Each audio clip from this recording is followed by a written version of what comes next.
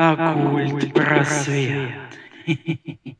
So hello again, it's again me, Diana Holmström, and I have Mariana Pinson, or Pinson, how do you pronounce you? Pинson, yeah. Pinson.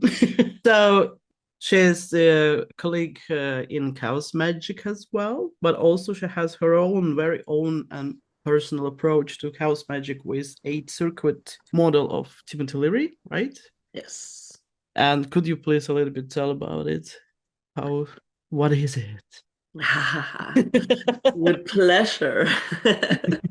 Yeah, thank you so much for the invitation to share my magics with your audience. I'm happy to be here. And yeah, where do I start? So the eight circuit brain model is a map of consciousness, a map of the mind, a map of the inner territories, as other occult models like the chakra system or the Sephirot system that can help us navigate our inner experiences realm and our personal and magical development. And what I like about this model, though, is that next to the woo that it also contains, it is based in actual developmental psychology and neuroscience.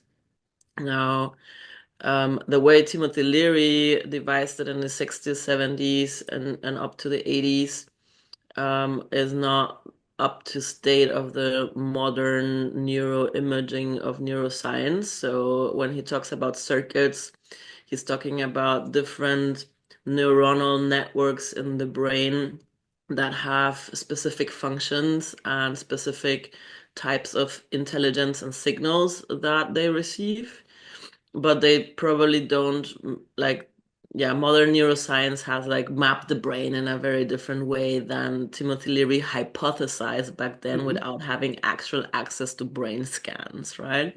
So that's the caveat. But that being said, colleagues of mine, Dr. Rachel Tureski, which is also an occultist, and Doug Wingate just published a book in the New Falcon that's called Eight Circuit Ascension. And I have not had the time to read it yet, but they did the work of bringing that model also up to the state of psychological and neuroscience research of these days. So, Timothy Leary, for those that don't know him, probably in your audience, also not as a known figure, but Well, Timothy Leary, something. something. Well, Yeah. I'll keep it brief, but Timothy Leary was a very genius psychologist back in the 50s in Harvard University, a professor that was one of the first ones that discovered the feature of neuroplasticity in the brain. And neuroplasticity means that even after adulthood, our brains have a certain capacity to rewire themselves and to change brain patterns, which psychology until then thought like once our brain is developed into adulthood, just like it just stays. But he discovered that with different psycho-spiritual technologies and also with the use of psychedelics, one can actually repattern the brain, like create new avenues, new synapses, new roads in the brain for information to be exchanged. And that sort of brain change creates change in perception, so creates also change in how we experience reality and what we filter in from our reality at large. So if we go under the assumption that reality and the chaos out there in reality is just like a big amount of information that would be absolutely overwhelming for our brain to take in all at once. We have the programs that run our brain create certain filters of perception that then like let in some information but not all, and that is then our brain computes based on previous experience some like, yeah, some version of reality that we get to experience. So if we change the filters and different information comes in, we get a different computation, so we get a different experience of reality. And this model helps us map a little bit on eight different levels of, say, like consciousness in a way, how we experience reality. And thus, if we approach chaos magic with a psychological or information paradigm, meaning that magical experiencing is part like a psychological phenomena of our unconscious projection and our interrelation with the collective unconscious, more like this Jungian perspective of like how magic works, operating with thought forms and egregores as like psychological anchors within ourselves and our unconscious mind. Um, or the information model, which is based a bit more on like computer science and quantum psychology and quantum technology, meaning that like the way we compute the information that we receive from the universe, and if we can manipulate the information streams, we get different experience of reality, and we can affect reality in a different way. So it's a bit like neurohacking, right? Like in that sense, and magic becomes about neurohacking, because you are, with the use of psycho-spiritual technology that has been available for ages in humankind and in occultism especially, but also with the use of entheogenic substances or psychedelic substances, we can actually hack information into our brain and rewire our brain, and thus rewire our completely our experience of reality as well. So it's Um, also like a therapeutic. There is like a therapeutic capacity in your system. yeah, there's a therapeutic path in my system. I mean, I would say that chaos magic in a way, mm, like if I look at through the lens of this model, right, we have 8 circuits, and the first 4 circuits sort of describe or survival patterns our brain develops over the course of our development into adulthood. So we have like physical survival patterns, we have emotional survival patterns, we have mental survival patterns, and we have social survival patterns, because also social survival is a thing, right? Before we created supernatural super states with welfare and bureaucracies, if you were cast out of the tribe and you were standing on your own, that meant death, right? Or meant like a high risk of death. So Yeah. being cast out of a society or a social circle, or animals still experience very much as a threat to survival, right? So we develop all these kinds of programs to achieve belonging, programs to achieve sanity or to remain somehow coherent in our navigation. And we have programs to maintain our emotional sense of self-worth and personhood, and of course, our like very physical safety. And the other 4 circuits, circuits 5 to 8, describe in this model more of like altered states of perception, right? Circuit 5 is like the flow states, but also like this states of ecstasy, pleasure, play, wonder, bliss that we can experience when we're sort of safe, at least in our lower circuits. Then the circuit 6 is more, there's like neuroelectric transmission. So when brains talk to brains, right, or we read from the energy field, we can read the energy. Also, our body activates its energy field, and then we can sense like energetic signals from the room, or we can like read from the energy flow of other bodies.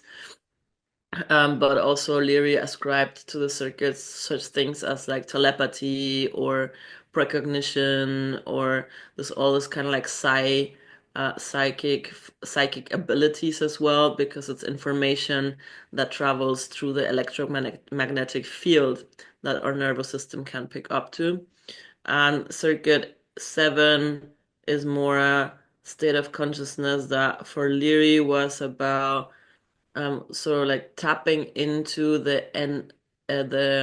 code of DNA, and also this whole thing with epigenetics, but also partly like the collective unconscious. So I call that more like the cosmic network connection, like connecting to archetype and connecting to intelligences that are transcendent from our own biocomputer system, but like would be like egregores and thought forms and God forms, and but also like what people would call like the Akasha Chronic or stuff like that. I like to call it the cosmic cloud, or wherever the fuck the And download that's a comes from. correlation to which arrow on the cow star. I put it to Octarine actually. Okay. We'll come to the correlation in a bit. Yeah. And Circuit 8 describes then more like this transcendent experience of non-locality, Leary called it, which means like basically out-of-body experiences, right? Astral projection, but also like lucid dreaming experiences or near-death experiences or all this kind of experiences where consciousness or if you take DMT, for example, and you find yourself in the machine elves realm or in like some interstellar alien exchange, that is like states of consciousness that are separate to where your body is at. Um, so in chaos magic, I would say that we have a tendency to work and deprogram the lower circuits, right? So you like most of the training and the IoT, the basic training for initiation in the fourth and in the third degree deals with that, like reprogramming your habits, breaking patterns, breaking your taboos, like so breaking your social programming. Paradigm shifting is about like also opening your mind from the mental programmings that you are with. So it's like trying to create some flexibility in the mental programming. And that is if you take it in a nervous system basis, yeah, changing your identity, changing cultural programmings, changing taboos. It takes a bit, but it's fairly easier from that programming. Changing mindsets, changing your stories, changing your belief systems goes a little bit deeper. But changing emotional programming is a bit deeper in the core, right? Because it's a deeper part of the system that gets imprinted when we're children.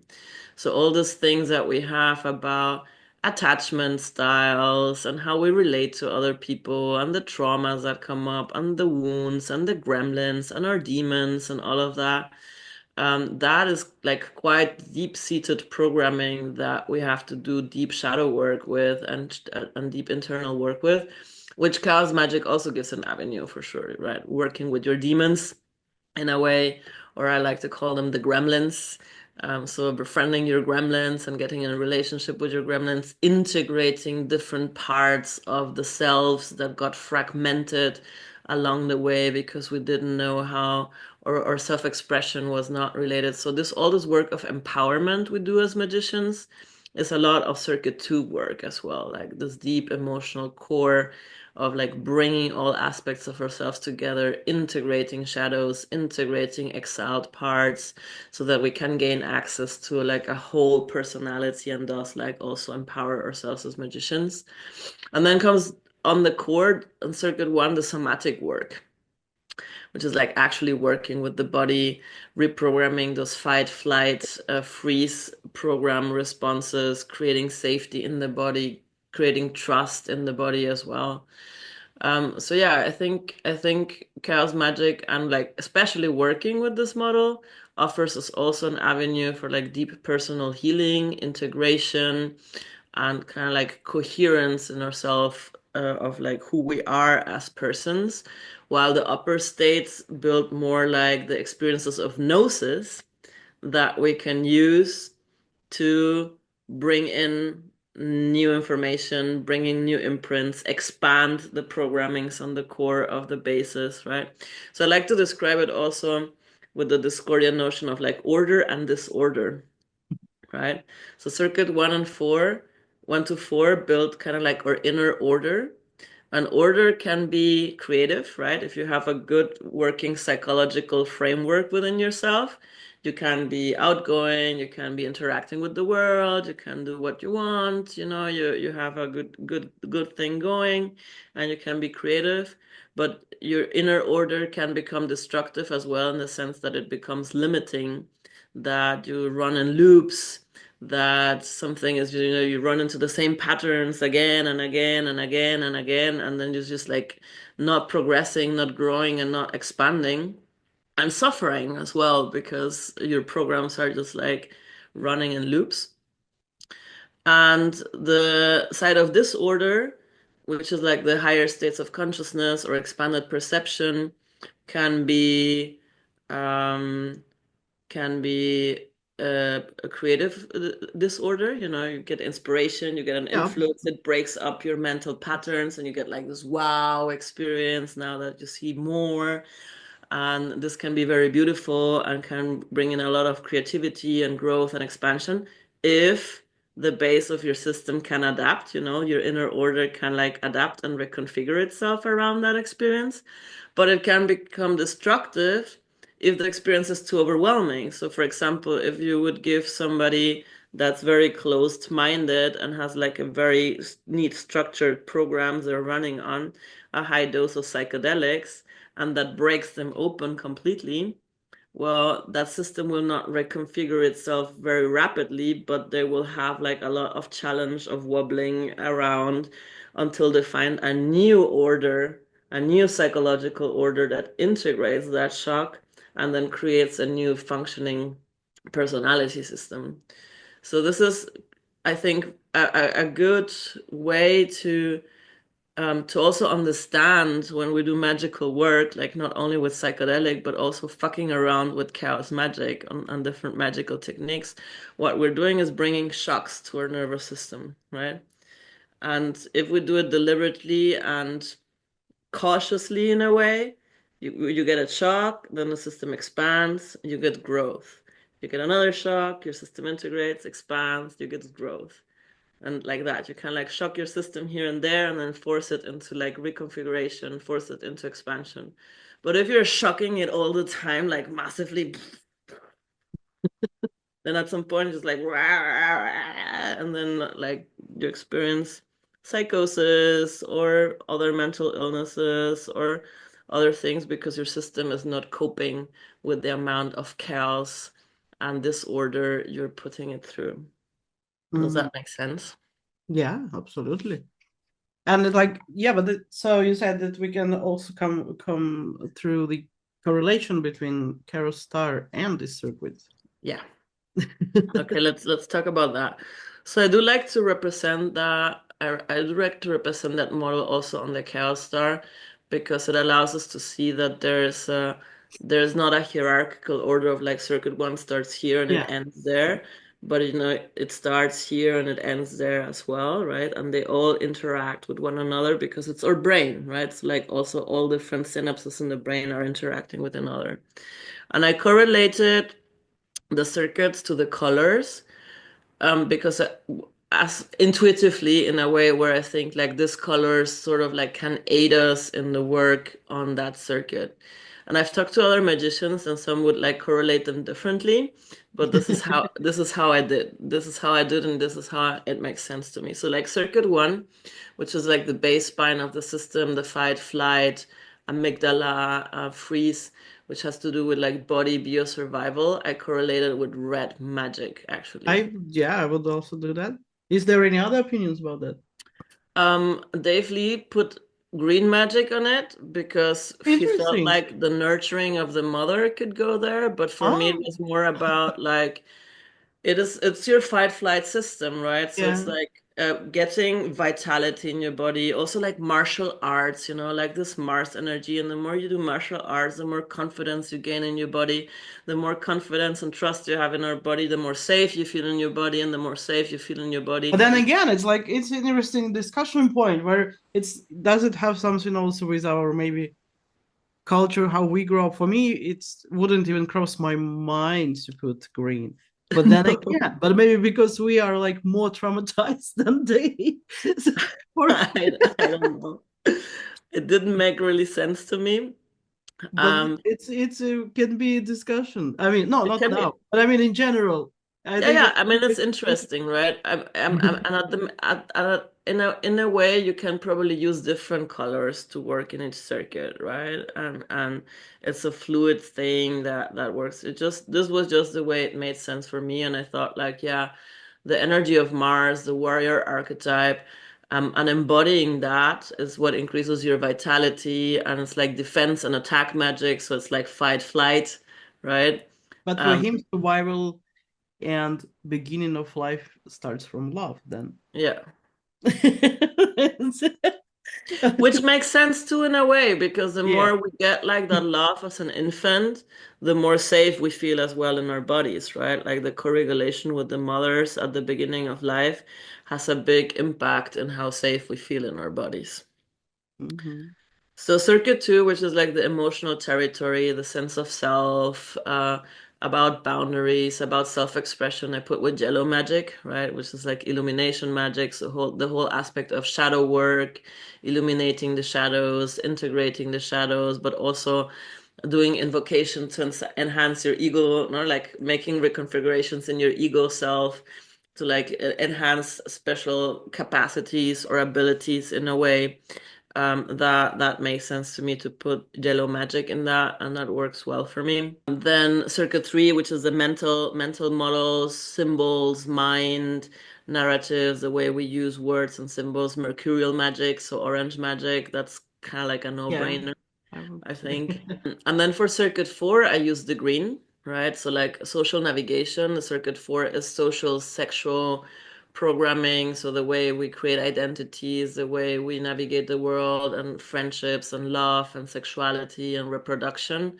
So I felt like green magic, Venus magic for like reproduction and sex and love and interpersonal relationships makes a lot of sense for me in that circuit. That kind of magic helps us harmonize our relationships, helps us like act from a place of love and open our hearts and can support us in authentic relating and calling in the right friends and calling in the right lovers and the right partners.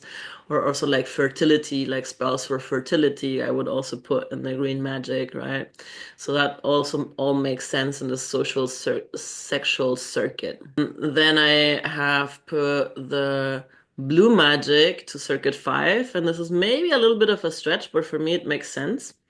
So circuit five is this neurosomatic turn on, yeah. So like it's like when, and now we go also on the axis, yeah, on the axis of the cow star, because circuit one and circuit five are on the axis in the But why contrary. not then to purple magic? Yeah, we'll come to that. It could be. It could be. They don't the way I position them on the cow star, like on the circuits, they don't correlate to the axis of the cow star. They are like differently positioned now in the cow star. And there's circuit one, the more safety you have in your body, the easier it is to get access to states of bliss and presence and ecstasy and joy, right? Because also if you're like your inner infant in your body and your system is regulated safely, you can be present with your body, you can be present with your sensory experience. But if your system is in fight flight, you don't feel pleasure. And if it's frozen, you don't even feel pain sometimes. So like your whole sensory experience is limited. And the same is like if you're not very well grounded in your circuit one and your safety in your body, and you go into an ecstatic state, this will like completely fry your nervous system, and you'll be just like "Ugh," an anxious monkey, because the ecstatic current and the energy is too much for the base of your system to hold. So this is, yeah, what Leary called the neurosomatic turn on, right? When you're so embodied that you feel pleasure, you feel bliss, you feel presence, you feel like joy and abundance. And it also correlates to this inner child notion of the traumatized body inner child that's in fight flight, to the free inner child that is just like present and play and in ability for wonder, right? So I put the blue magic there because I went, I had I participated in a course by Dane Thomas, which is also a quite known occultist. I don't know if you know him. Yeah, he I calls don't know himself. him personally. I don't know. You just tagged him at some on some social media, and I just followed the tag and checked his page, and I subscribed to him. But that's all I know. But I like Yeah, his well, page he as does well. a lot of tantra stuff, and he put the money magic, and he does a lot of money magic to pleasure. It's like if you pleasure your body, you can call in resources by like experiencing that pleasure, experiencing this like getting out of your own way and allowing that receiving. So I feel like there's a connection between pleasure and embodiment to the to the current of life, and blue magic is about wealth and well-being, not just money, right? So it's about material resources and expansion.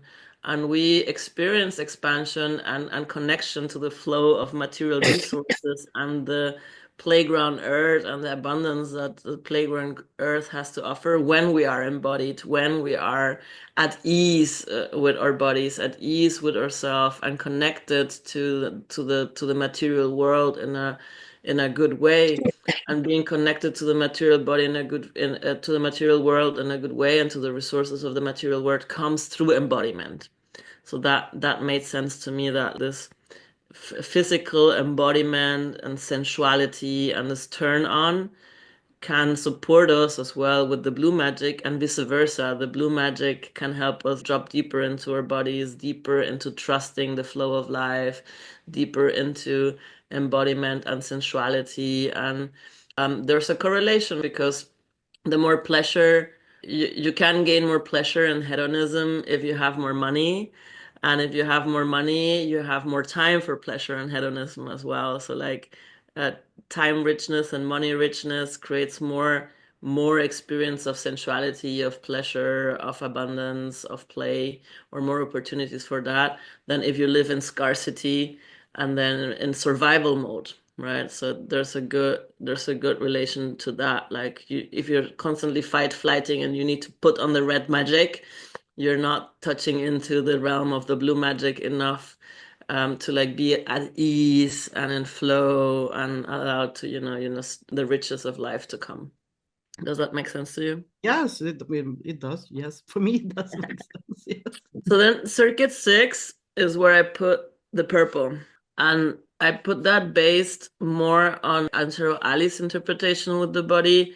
That's the sixth circuit, which is about the awakening of the energetic body, and reading the signals from the energetic body and interacting as energetic body with the world. And I feel like purple magic, like activating that Kundalini energy, that sexual energy, that raw energy of creation within our own bodies, is what activates the energetic body and allows us to be energetic beings and sexual beings and creative beings, right? And circuit 6 also has this capacity of like metacognition. So it's like when you realize, okay, I'm not just a body, I'm not just my emotions, I'm not my thoughts, I'm not my social identities and roles, but I'm also not just my desires and my pleasures, but like I'm the self-aware being piloting a nervous system that's piloting a meat suit somehow through this playground earth. So it's more when we reach this awareness that we are energetic beings. We are something meta and beyond just the physicality, but we move in the world as energetic beings. And I think like sex magic and sexuality just like really hits that spot there. Like you That's so active, cool. No, it's for me, it's a bit maybe fresh conception, but I like it. you know? I feel it, let's Yeah, say. yeah. Purple. I definitely feel it in that way. It's just like maybe I didn't go there from this direction. And then circuit 7 that has this yeah, unity consciousness, this like melting with the universe, getting downloads from the universe, or connecting to entities and stuff. I put the octarine there because I felt that octarine magic as being like this pure form of magic. This like you don't have to do much ritual, but you're so in tuned and connected to the flow of magic that you just serve the synchronicities. Whereas like all in circuit 6, which I called also as a circuit the neuro hacking magician, is like, okay, you have this metacognition and you're hacking your brain, and you're using your sexual energy to hack your brain, or your energy system to hack your brain, or to manipulate information, whatever. Is more like chaos engineering or synchronicity engineering. And all the techniques we use in all the other circuits and all the other magics with like ritual and gnosis and whatnot, it's a lot of like I put some thought into it, and then I do a thing, and then I engineer the possibilities and engineer the synchronicities. Whereas like circuit 7, connection to this cosmic flow or octarine magic is more like, I'm just like so attuned to the cosmic flow that I can just spot the signals and the synchronicities and just like surf with them with more effortless kind of tuning into that cosmic flow, like this more mystical realms of experiencing that is not that rational in that way. And then circuit 8, of course, the black, right? Because like near-death experiences, out-of-body experiences, talking to spirits maybe as well. Dream world, which usually in the chaos colors, dreaming is more in the sex magic in the purple as well, but I put it now in the black.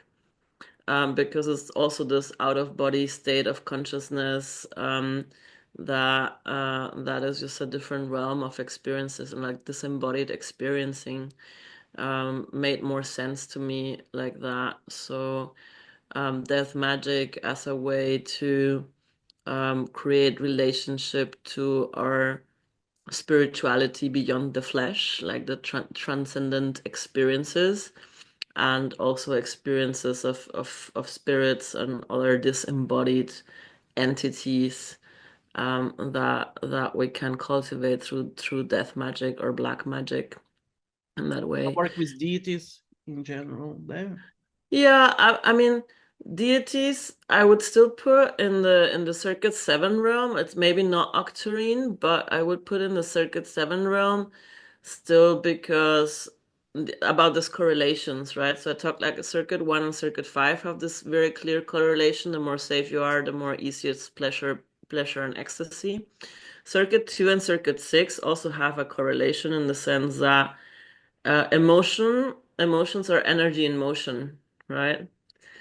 So they're embodied energy that sometimes gets stuck and then creating trauma. But when we move with our emotions and our authentic self-expression, we move that energy as it arises, right? It's an embodied energy. So Circuit 6 um, is energetic body. So and the circuit 2, which is about like ego, likes to have control, whereas circuit 6 is more like, yeah, freedom and relativity, and maybe this paradigm, maybe the other paradigm, and maybe it's like this, maybe like that, who knows? Uncertainty, right? So there's a correlation of circuit second wants to have control, wants to control the territory. This is my domain, this is my dominion. And circuit 6 is more like this magician consciousness of like, well, maybe we go this way, maybe we go this way, maybe we switch realities. Who knows? Fuck around, find out, live in the uncertainty of chaos. And I think that makes also sense with like psychedelic use. Sometimes why we get bad trips, like or so-called bad trips, because you wake up like psychedelics, circuit 6 is activated by psychedelics or low dose of psychedelics, and it activates the energetic body as well. So it starts activating trauma stored energy in your body. And then the mind, like it brings that up. And then the mind needs to create some story or projection around what is happening in this energetic experience in the body of traumatic stuff coming up. That is why sometimes there's like this challenging trip because it can bring up the stored trauma in the body by activating the energetic body. And circuit 3 and circuit 7 have a correlation in the sense that circuit 7 gets us in this like mystical states of unity, right? This God consciousness stuff, this like melting with the universe. And these are experiences that are hard to put into words. Unless you find some mythopoetic language and some story where you can like sort of describe the experience, but it transcends the confinement of words. You can only like get near to describing it. So what happens is that if you go into this mystical experience and your mind that dwells in the realm of separation, that dwells in like category, this is not that. Like all we do with language is separate ideas from other ideas, create distinctions, right? But if the mind can cope with being distinct from the everything, being everything everywhere all at once, you can like, right? And another thing where it's very palpable, this connection is that um, when you have those mystical experiences and you come back and you find a story that makes sense, everybody goes like, "Oh, yeah, this person has tapped in, this person has some wisdom, this person, we need this a holy person." Yeah? And some cultures have this, like, shamans, or in India and the sadhus. They are connected to these mystical realms. They can talk to the entities. They receive information. Everybody goes like, "Oh, we need these dudes because, like, they have good information for us, information we need." So like they can channel information. Whereas in our Western society, that's very focused on circuit three rationality, and you come back for these experiences, and you cannot tell a story that makes sense to others. They declare you insane, right? They declare you psychotic. They declare you crazy or schizophrenic because you're receiving signals that you cannot put into a coherent story, or you create a story that is so far out there from the consensus reality of storytelling of the Western culture that you're just declared insane.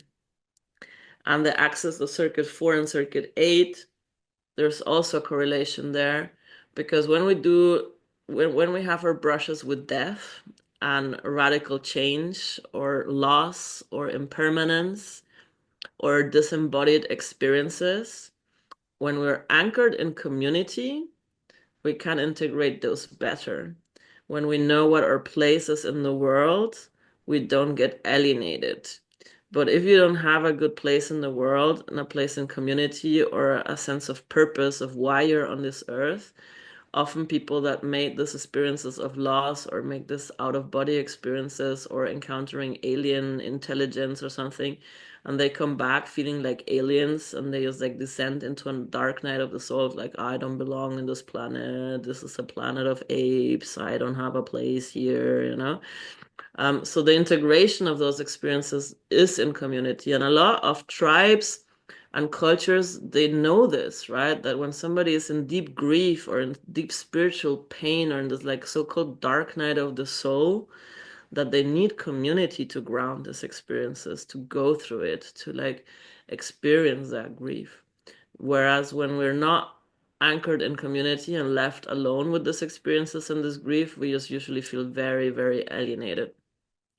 So this is how I feel like this model can give us a very, like for once, the model can give us a good navigational tool to understand when we fuck around with magic and like create disorder in our programming, or when we do psychedelics and they just like shock too much of our operating system, how we need to do the groundwork to like integrate those experiences and reconfigure ourselves again, reconfigure our identity, reconfigure our mental paradigms, reconfigure our inner parts and work, and also reconfigure our body, like our body to hold these experiences.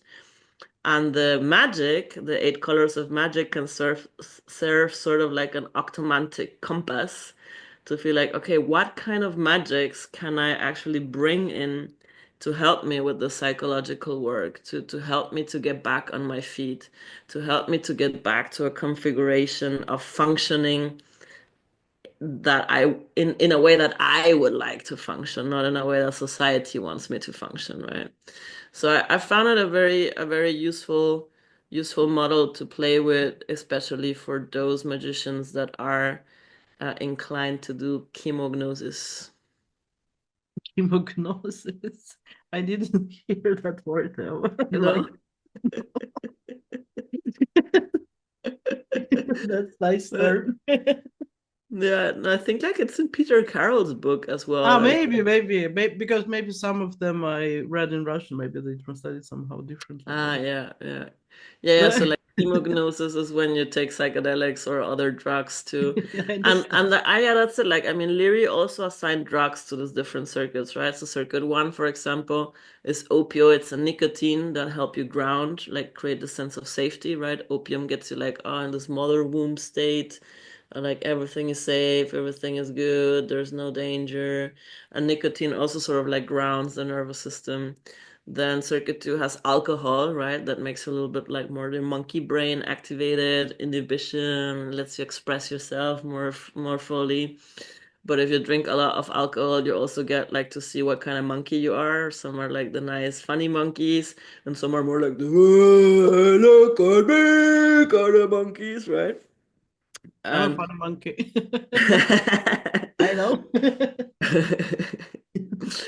and circuit three is like the stimulants, so like ADHD medication, Coke, speed, coffee, everything that gets you like. Hmm. Circuit four, he didn't have a specific drugs. It was more like the sexual hormones, but I think that cacao, for example, is a good circuit 4 drug that empathogens, like low doses of MDMA that get you like heart open and make you like very social and contact and social interaction mode and connecting with other people. Circuit 5 drugs is then like ecstasy and marijuana, like high dose of ecstasy, and marijuana also gets you in the zone of like the flow, like everything's fine, you're in the flow. It's like it's now, you don't worry about tomorrow, you don't worry about yesterday. It's just like, yay, chill. And circuit 6 is then like the low doses of psychedelics. Circuit 7 is then like high doses of like heroic doses of mushrooms or LSD, but also DMT already. And circuit 8 is then more mushrooms or LSD, but also DMT already. And circuit 8 is then more the realm of high doses of DMT or like 5-MeO DMT and also ketamine, like, like K-hole, like high dose ketamine K-hole experiences that can get you into the disembodied state as well. So yeah, that grid helps the chemognosis fine magician to navigate their own consciousness, and the octomantic compass can serve you to kind of like, how can I enhance this work with magical tools using the 8 colors of chaos magic. Is every magician from the English-speaking world I talk on my channel, we talk about drugs. I think we have start to have quite an image for the Russian speaker. Well, they are, I mean, the thing is, that's why I think that chemognosis is such a good word for it, because you can get to the states of consciousness with psychospiritual technology, but it takes time. It takes practice, it takes dedication, it takes like disciplined practice to open the nervous system to this sort of like experiences and states.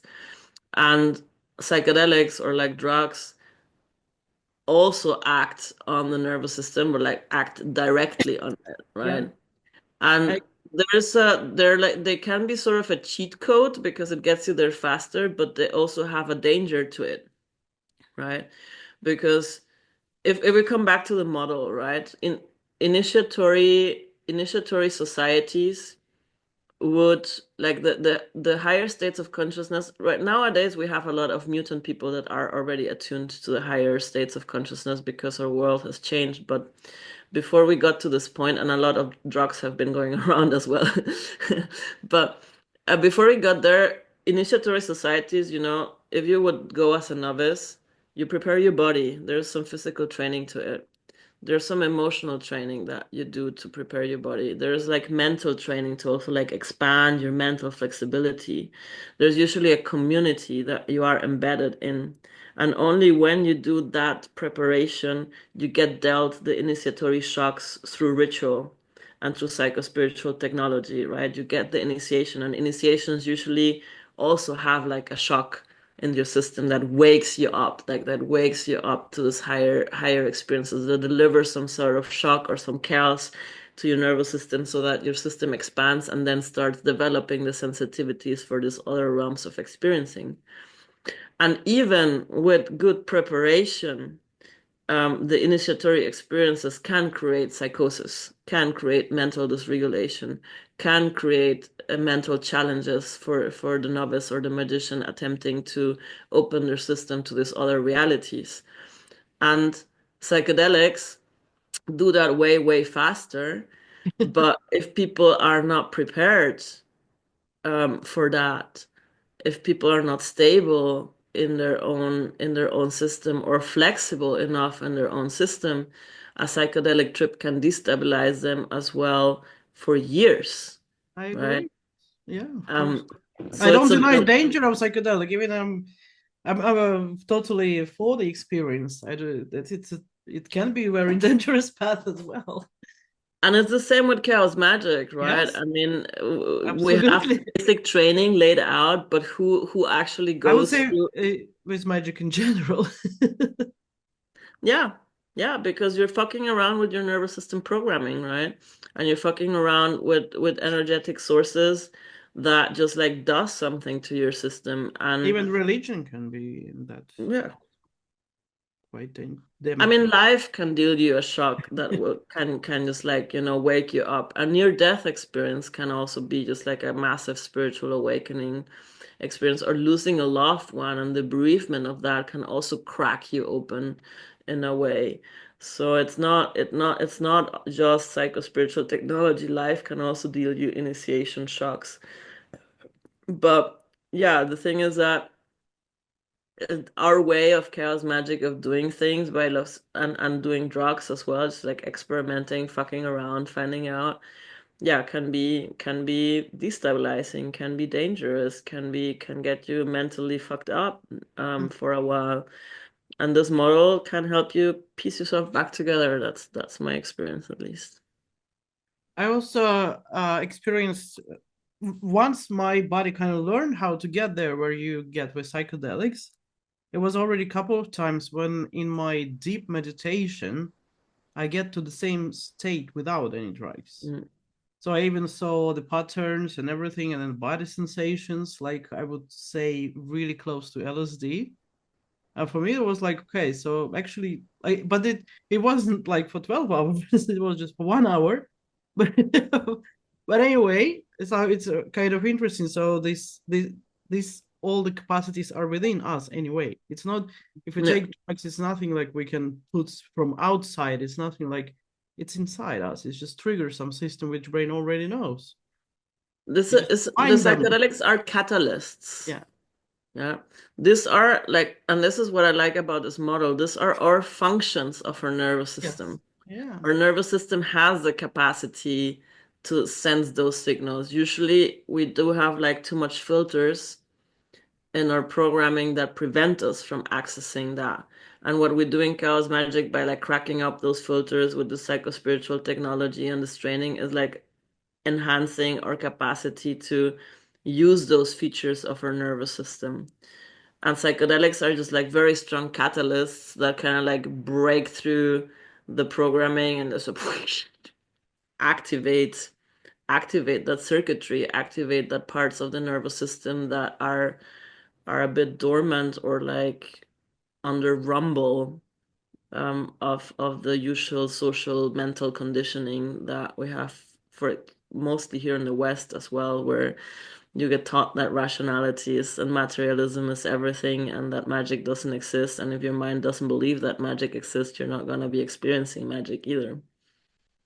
So you work on a really this bring between this on this psychology, therapeutic psychology and magic. But for what more do you use the system? Like to help people to expand their magical experience or to heal them, to therapy them, or for yourself as well? Like do you use it like to magic practice? Well, um, when I work with clients, this eight circuit brain model as firstly informs a little bit my diagnostics, right? So it informs and lets me know a little bit where is that person, where we might need to do some work, where is the wrench that we need to unfuck so that this person can get a transformative experience or a healing experience. Um, in the magical containers that I run and in the form of a ship, um, which we do a journey from equinox to solstice in the spring and in the fall. We do a journey through the eight circuits. So it's an exploratory, like the eight circuit forms as a map of exploration of different aspects of ourselves. And I have like sort of assorted exercises for each circuit that I sourced from Leary and Wilson and Peter Carroll and other magicians and some other psychological and coach trainings I did. So like people experiment with these techniques and then they get insights and results and movement and transformations in their system and the different territories we move through. And I enhance it with chaos magic in the sense that I then each territory we go through, I open a chaos vortex and I call in that color of magic to the container, to the ship. So also there's an infusement of that kind of magic happening. So sometimes even if they don't go looking for the quest comes find them just by the sheer act of magical synchronicity.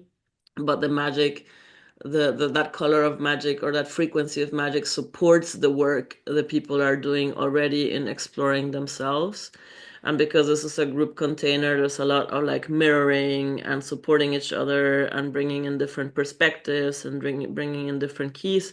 So this usually is a very transformative experience for people in the healing, in the transformation sense, or like psychological transformation. But along the way, I also teach techniques of magic, right? So if we're going through circuit 3, we're going to be talking about spell crafting, about how to use words, about how to use like storytelling as a way to create hyper sigils, for example. When we go to circuit 6, we talk about sex magic. When we go to circuit 5, we talk about like ritual aesthetics, or how can you like include your different senses in creating rituals for yourself. So I also along the way I teach magical techniques. I offer magic as well in the sense of like, there's magic coming out from the chaos vortex to infuse the container. Here and there, I open a chaos vortex for people to throw a spell into. Um, we do rituals in the Zoom calls as well. So it's a it is tw it is a psychological transformative work container, and at the same time, it's a magical training container. That is also framed as chaos monastic. So we all give an oath, and we all, you commit to the work and commit to experimenting with magic throughout this 3 months. Can you bit elaborate about monastic journey in your system? Yeah. So chaos monastics, I have like different sources of inspirations for the way that I practice chaos monastics. One of them is the classical Peter Carroll IoT chaos monastics, where a magician decides for a certain amount of time to dedicate to more strict magical practice, which includes in 3 different levels, but in the base level includes a banishing ritual in the morning and the evening, keeping a full record of your magical experiments and dreams, visualize dedicating sexual gnosis to magic. I think that's in the second one. And a full magical ritual every day, and keeping a staff around everywhere you go so that you're reminded that you're a chaos monk at this time. Then the middle observances is a second ritual dedicating all sexual gnosis to magic, visualizing the chaos sphere once every waking hour. And the stricter observances are then 3 rituals a day, plus also at night visualizing the chaos sphere.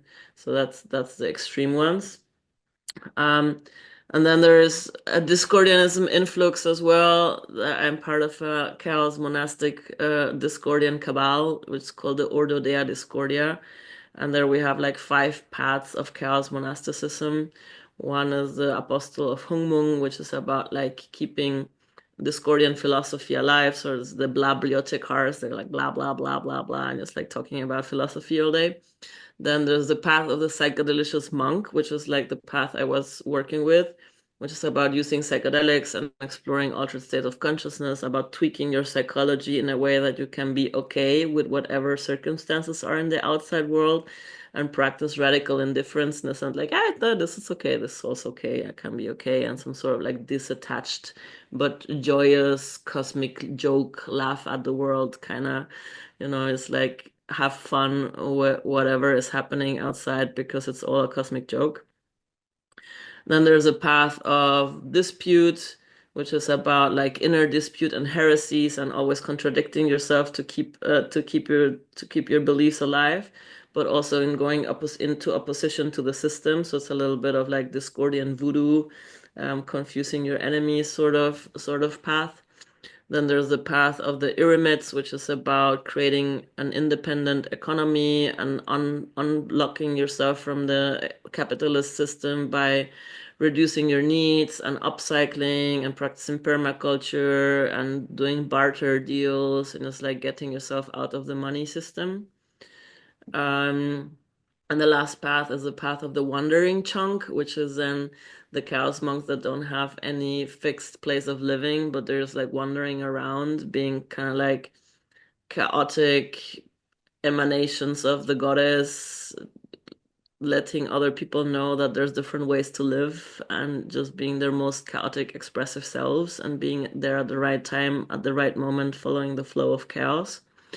And the oath that we do in this is delirationem tuam vive, like live your own madness. And the consequences of that is sometimes that, society, you don't fit into society because you're just like living your weirdest self.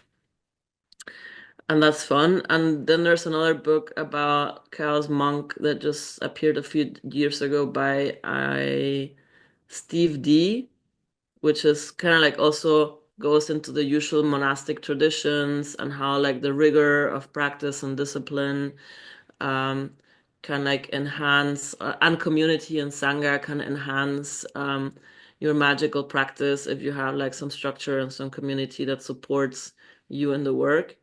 Mhm. And it's also about like finding out how your chaos priest, like how you can be of service as a chaos priest in the world. And these three inspirations like flow into this container in the sense of that we are a sangha of chaos monks on the ship for the 3 months. We all give an oath, we all practice, we all support each other in staying committed to doing the work. But I made the oath a little bit more flexible in the sense that they don't have to carry a staff, they just need to carry an object of power. And they choose like the banishments and all of that is part of it. But other than that, they choose amounts of quests they do for each of the territories, and then they have to stick to the amount of quests instead of like a specific ritual. So it's more about magical experiments than just like real ritual or necessarily ritual. Rituals can be part of experiments too. And other than that, people can like be free to add any other thing that they want to add to the oath. For example, I've added a morning walk before I get to go into my screens now, and a ban at 11 to like shut down my screens and do something else and not be on the computer or on the phone all the time. So it's about, yeah, creating the set of practice that will help you reprogram your system in a way that feels good for you. And it's all like part it's framed as a quest, right? It's a group quest. So I put in a gamification aspect to it so we can have like actually fun doing magic. And the ship is called the Pipilotta, which is my childhood heroine that had like in German there's her mantra is Ich mach mir die Welt, wie die sie mir gefällt. Like I create my world however I like my world to be. So it's basic claim for a magician as well, right? I create my world, I create my reality, and that like from this like irreverent inner child that doesn't give a fuck of about adult authority and has a bunch of pirate gold that lets herself buy herself free and it's like, yeah, no, I don't have to do that. I can do whatever I want here. I have pirate gold. Shut up. Um, so that's the kind of magic I'm inviting people into is like connect to their inner child that are free, that don't give a fuck about authority, that realize that they can recreate the world in whichever way they want. And we're practicing the monath of the path of the psychodelicious monk, experimenting with states of consciousness to reprogram our minds so that we can experience the reality in whatever way we would like to experience it. And yeah. And now there's also a bit of a dispute path because with all the pirate paradigm, I'm going as well into opposition to the system and the empires forming. So I think we need some pirate action as well to seize the means of perception. Yeah, and that's I um it's interesting. I try to notice like towards meat, what is the difference in approach between like Russian speaking occult and Western occult, and I cannot avoid one thing. When I talk to Western magician, we quite often talk about society, we talk about community and the importance of that. And that's never happens on my side of YouTube for some reason. And I wonder, like, why it's such a big difference. And for me, it also was quite an exploration and maybe some kind of discovery that yeah, we can practice magic and like enforce magic on changing the community life and improving community life and improving even our social life and society in general. And not anymore for sure, but a few years back, for me, that was a discovery. So it just was like a fresh perspective, which I haven't thought about, even though I'm kind of social oriented person anyway, because I am product of my culture, of course. And yeah, it's just, I mean, there is no like need to do any conclusions, but just it's interesting to notice that kind of difference. And you also talk about the importance of community and how community is important when we do land on this planet and with all this adaptation process. Yeah, and I mean, a lot of us magical folks or people that are attuned to the weird get a lot of experience when growing up that we're some outsiders, some Yes. weirdos. We have a lot of traumatic experiences of being othered, of not being accepted, of not belonging, right? So a lot of us are edge dwellers, like, yeah, we're part of society, but not really. We live at the edges of society. We offer you our goods of services if you're there, but we don't really belong. And you know, the witch is always at the edge of the forest, at the edge of the town as well. She doesn't really belong to the town folk, right? There's always this othering happening. So I do think that we need to reclaim the edges, but also we need to reclaim our sense of community because we also have unlearned, not only by being on the edges, but also capitalism in general has alienated us from our capacity to build community, to build social structures, because we have delegated a lot of that to some supranational state structures or corporations to take care of our basic needs that we usually would organize in community. And so we don't have much practice anymore in being actual community and in relating to one another and being collaborative on a level that's not mediated by some state or mediated by some corporation or some like professional context, but like really human to human contact and collaboration.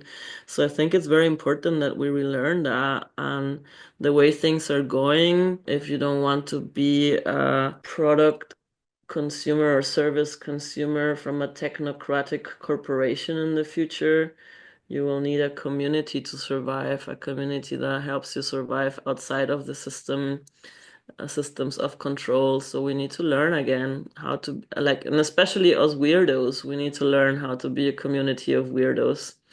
And this is a little bit what I'm offering with this group pirate expeditions. And this is what a lot of people treasure as well, because usually they have some contact to magical practice, but a lot are like solo practitioners, you know, you read books and then you do your experiments, you try out.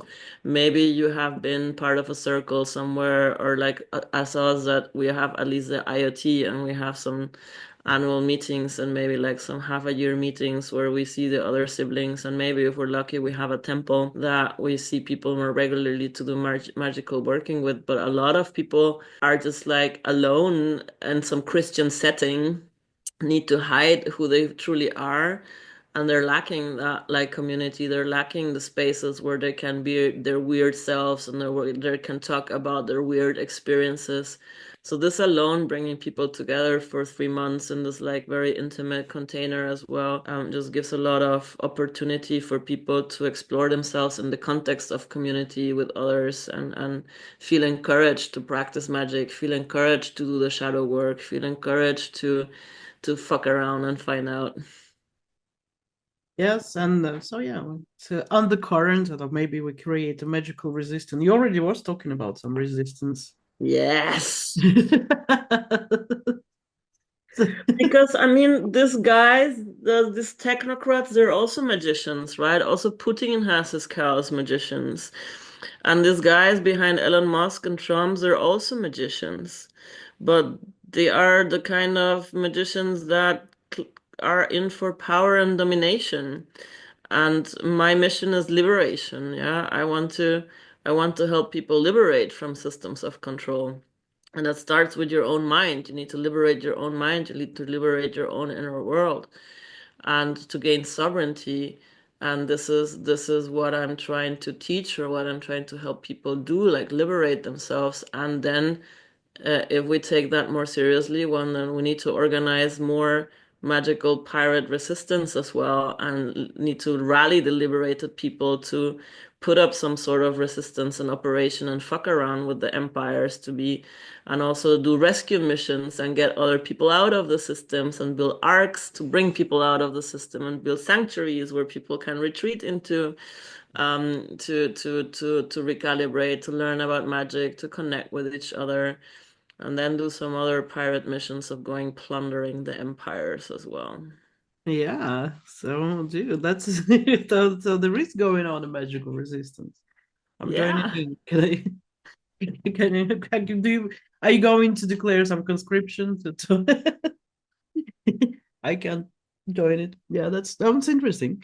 And that's the that's somehow what is like refreshing for me, and it's like different. And when on a culture conference also, I quite often hear some ideas which are matching with mine, but I not always like find a support in them. But so yes, I'm trying to expand the understanding of different uh, points where you can, I don't know, apply magic, let's say. Mm. And so it's not just we are studying and yes, do rituals, summon some deities and do some deals or whatever, that we actually explore. And I think that if we claim to be magicians and have the power to affect change in reality, we do have a responsibility as well to get involved in the state of the world, because what's happening is that the way things are going, we're facing human extinction. And Homo sapiens is such a cool experiment in the evolutionary scale, and we've got so far. It would be a shame that, it gets wiped out of the evolutionary game. It's So difficult to not citate the Spider-Man here, but if but yes, I agree that we have some responsibilities in that way. and if there's people using their magic to enhance systems of control, I think us liberal, liberty-loving people have also a responsibility to take part of empowering people to break free of systems of control. Yeah. And for me, beside the politics, it's also, yeah, Christianity, Christian washed world for sure. Yeah, Or brainwashing. even Yeah. just in general monotheistic ideas. Yeah. This vertical, hierarchical, mono God. Patriarchal. It's such a fucking bad trip. Yes, exactly. Such a fucking bad trip of control, man. There's a Discordian book I'm reading, and there was a cabal, a Discordian cabal in the United States somewhere.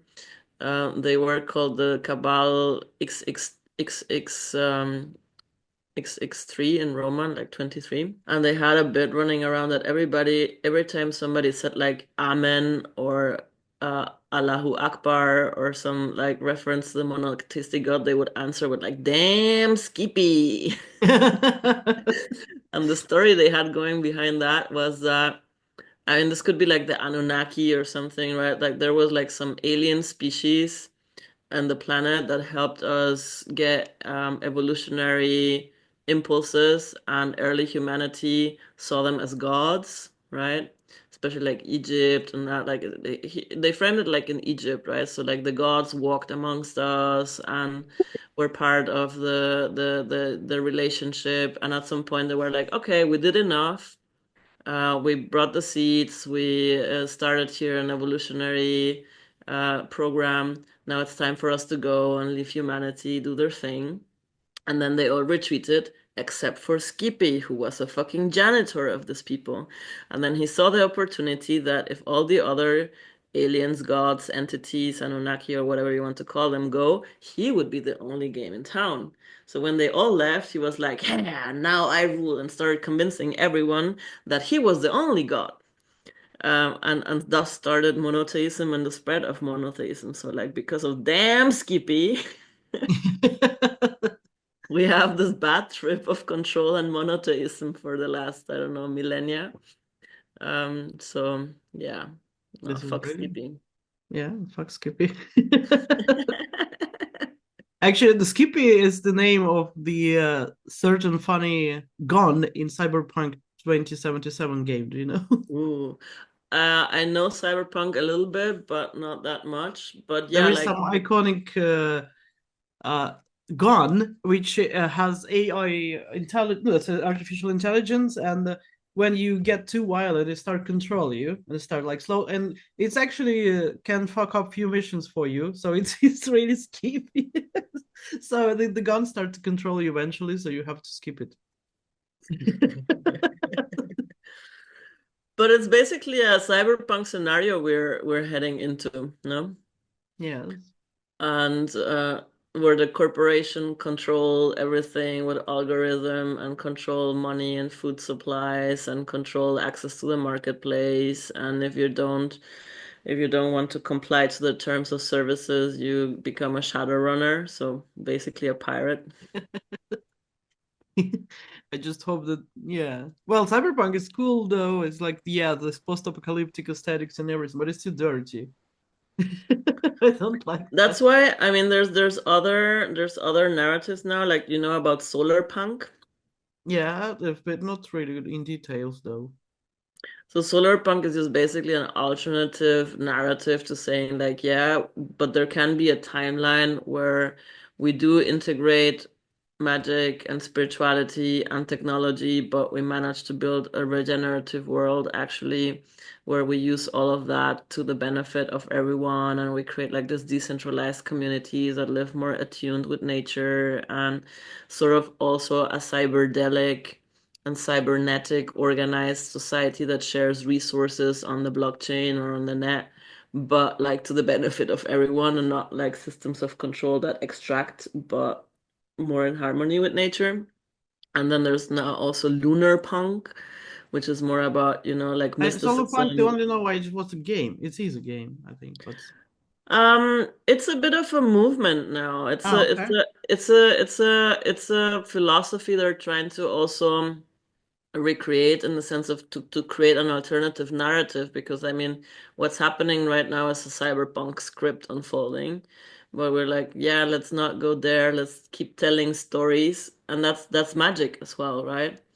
It's about like stories that are unfolding. So if you invest in a positive story like solar punk, with like a specific more not nature and solar aesthetics, instead of like this dystopian, like it's more like an utopian narrative, but that still banks on the same development we're having of like AI and blockchain and this technology, but how we manage to use it for the benefit of creating an utopia that benefits all of humanity, and that where humanity becomes steward of this planet and the natural resources, instead of like humanity becoming massive extractive corporations that just like ruin the playground for everyone else. Yes. Yeah. Okay. That's interesting. And that's, I think, where we can apply our knowledge. So invest our powers to induce a better scenario for our future. Yes, yes, exactly. And so that's why also when I do marketing, I also call in that solar punks that, like I like to work with people that hold this like revolutionary spark, that hold like this utopian ideas, and I want to empower them to do magic. Yeah. Thank you. So for sure, I can continue talking, but I think you said you had some schedule. Yeah, I have a session. Oh yeah. Um, yeah, so we're kind of like 5 minutes wrap up, and then I need to context switch. Okay, no, I mean, I think that's just a genius note to wrap up our conversation, that we put our abilities and our magical capacities into inducing the better scenario for our world. And I think Yeah. that's the idea what we have to share. And Yeah. It's like share about the technology of magic to those who are willing to invest in a different outcome in a different world. Empower and liberate people, like, and teach them how they can empower and liberate themselves so that yeah, they can create more freely. And also do the healing work of like trauma and ancestral trauma and nervous system sovereignty so that people can remain sovereign and can navigate the chaos that is coming our way. Because I mean, we're riding into civilization collapse times. Um, and the good thing about collapse is and states of chaos is that a lot of new can emerge. And even though right now it looks like the cyberpunk dystopia scenario is the more likely, while we're in this transition of like systems crumbling and collapsing, there is such much opportunity for fresh cows that now is the time to invest in alternative timelines, right? I And the agree. more people we get to invest in this alternate timelines, the more likely it will be that we can get them. I totally agree. And that's very inspiring. So thank you. Thank you for your knowledge that you told about your system. That's really interesting. And I will post some links. I know that you did quite elaborate and brilliant infographic work with your ideas. I really love it.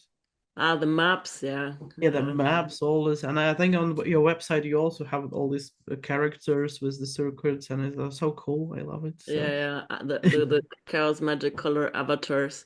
So yeah. yeah, I have a whole online course that people can take. It's linked on my website as well. It's called the Balanced Psychonautics Quest.